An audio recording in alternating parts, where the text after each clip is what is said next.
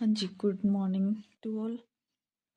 अब हम आचार्य रामचंद्र शुक्ल के इस हिंदी साहित्य के इतिहास के बारे में पढ़ेंगे, जो कि सभी एग्जाम्स की दृष्टि से बहुत ही इम्पोर्टेंट है।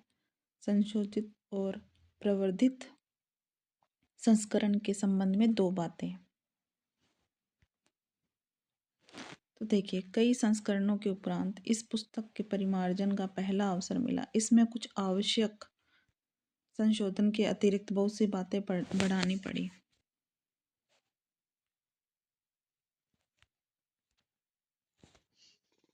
आदिकाल के भीतर वज्रयानी सिद्धों और नाथपंथी योगियों की परंपराओं का कुछ विस्तार के साथ वर्णन यह दिखाने के लिए करना पड़ा कि कबीर के द्वारा प्रवर्तित निर्गुण संत मत के प्रचार के लिए किस प्रकार उन्होंने पहले से रास्ता तैयार किया था। दूसरा उद्देश्य यह स्पष्ट करने का भी था कि सिद्धों और योगियों की रचनाएं साहित्य कोटि में नहीं आती और योग धारा काव्य का असाहित्य की कोई धारा नहीं मानी जा सकती। भक्ति काल के अंतर्गत स्वामी रामानंद और नामदेव पर विशेष रूप से विचार किया गया है, क्योंकि उनके संबंध में अनेक प्रकार की बातें प्रचलित है। रीतिकाल के सामान्य परिचय में हिंदी के अलंकार ग्रंथों की परंपरा के उद्गम और विकास को कुछ अधिक विस्तार के साथ दिखाया गया है। घनानंद आदि कुछ मुख्य विद्वानों के आलोचनात्मक परिचय भी विशेष रूप से मिलेगा। आधुनिक काल के भीतर खड़ी बोली के गद्य का इतिहास, इधर जो कुछ भी सामग्री मिली है उसकी दृष्टि से एक नए रूप को सामने लाया गया है। इतिहास के मार्ग में जो जो विलक्षण बाधाएं पड़ी हैं उनका भी सविस्तार उल्लेख है। पिछले संस्करणों में वर्तमान अर्थात आजकल चलते हुए साहित्य की मुख्य प्रवृत्तियों का संकेत मात्र उस करके पीछे छोड़ दिया गया है। इस संस्करण में समसामयिक साहित्य का अब तक का आलोचनात्मक विवरण दे दिया गया है, जिससे कि आज तक के साहित्य की गतिविधि का पूरा परिचय प्राप्त होगा। आशा है कि इस संशोधित और परिवर्तित रूप में यह इतिहास विशेष उपयोगी सिद्ध होगा। रामचंद्र शुक्ल, अक्षय तृतीया, संवत 1997।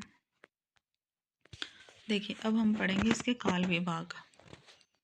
यहाँ से बहुत ही इम्पोर्टेंट पार्ट शुरू हो जाता है, तो इसको ध्यानपूर्वक सुनिएगा और बार बार सुनिएगा ताकि मेरे साथ साथ में आपकी भी ये बुक कंप्लीट हो जाए। इसकी एक एक लाइन बहुत ही इम्पोर्टेंट है, एग्ज़ाम की दृष्टि से बहुत ज़्यादा इम्पोर्टेंट है। आजकल हर हिंदी साहित्य के जो भी एग्ज़ाम होता है उसमें रामचंद्र शुक्ल से तो क्वेश्चन आते ही आते हैं, तो इसको पढ़ना बहुत इम्पोर्टेंट है। तो आप लोग मेरे साथ में रेगुलर रहिए। Thank you. जबकि प्रत्येक देश का साहित्य वहाँ की जनता की चित्तवृत्ति का संचित प्रतिबिंब होता है, यह निश्चित है कि जनता की चित्तवृत्ति के परिवर्तन के साथ साथ साहित्य के स्वरूप में भी परिवर्तन होता चला गया जाता है।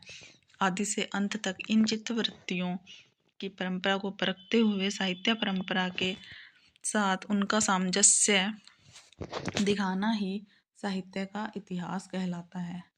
देखिए कितनी इम्पोर्टेंट बात की गई है, और ये एग्ज़ाम में बार बार पूछा भी जाता रहा कि ये जो पंक्तियाँ ये किसके द्वारा गई गई हैं, तो ये है रामचंद्र शुक्ल की। जनता की चित्तवृत्ति बहुत कुछ सांस्कृतिक, राजनीतिक, सामाजिक, सांप्रदायिक और धार्मिक परिस्थितियों के अनुसार होती हैं। अतः कारण स्वरूप इन परिस्थितियों का किंचित दिग्दर्शन भी साथ ही साथ आवश्यक होता है। इस दृष्टि से हिंदी साहित्य का विवेचन करने में यह बात ध्यान रखनी होगी कि किसी विशेष समय में लोगों के में रुचि विशेष का संचार और पोषण किधर से और किस प्रकार हुआ हो। उपयुक्त व्यवस्था के अनुसार हम हिंदी साहित्य को 900 सालों के इतिहास को 4 कालों में, देखिए कितने कालों में, 4 कालों में विभक्त करके देखेंगे। ठीक है।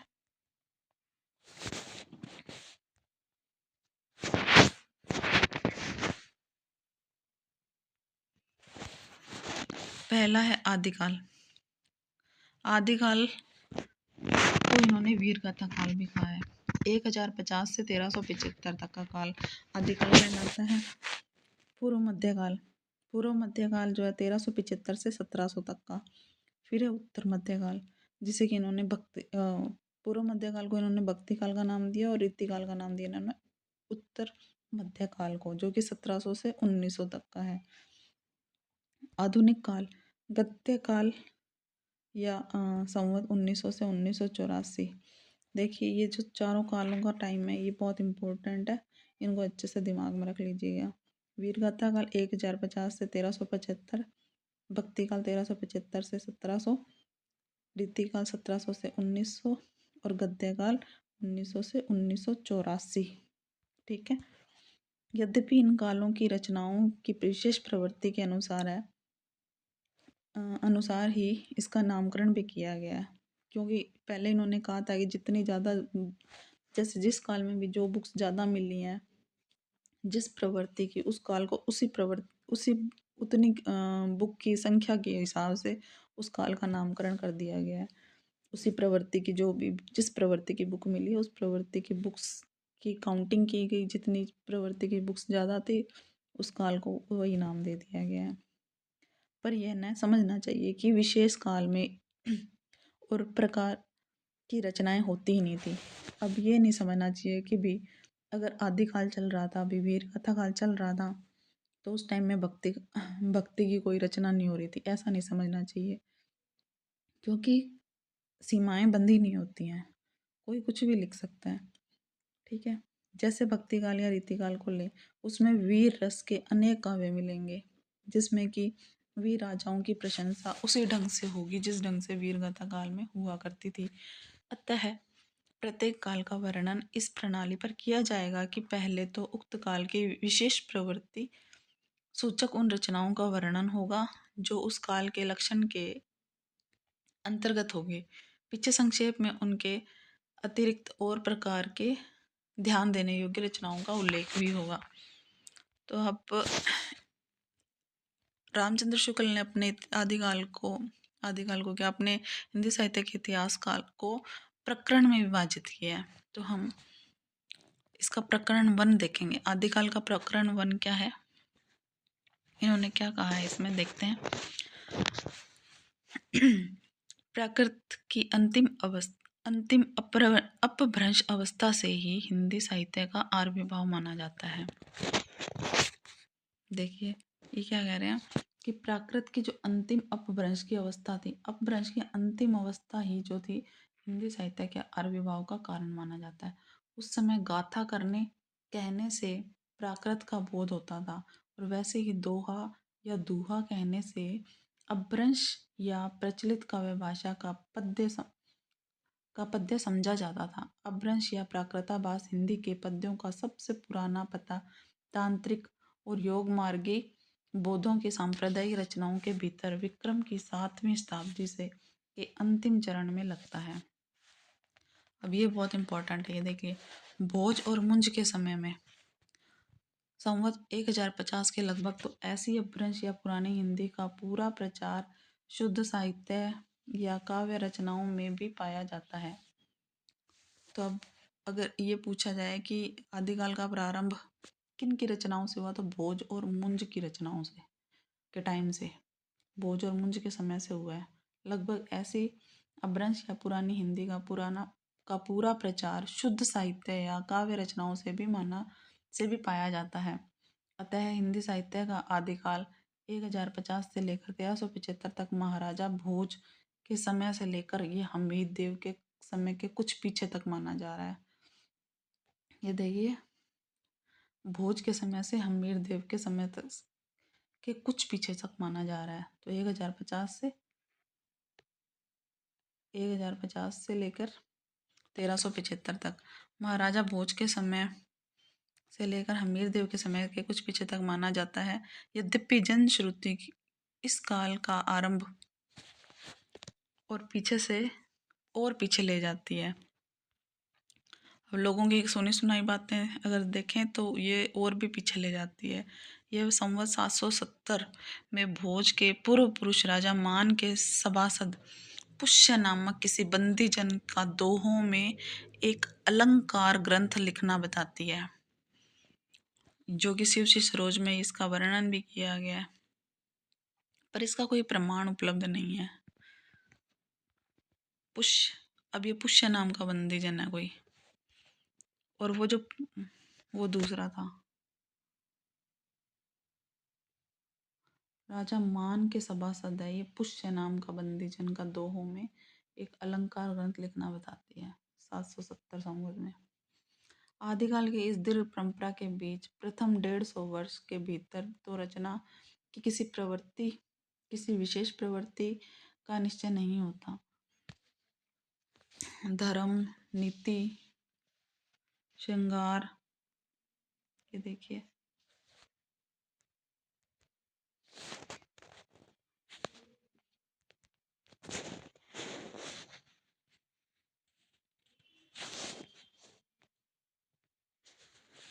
धर्म, नीति, श्रृंगार, वीर, सब प्रकार की रचनाएं दोहों में मिलती हैं।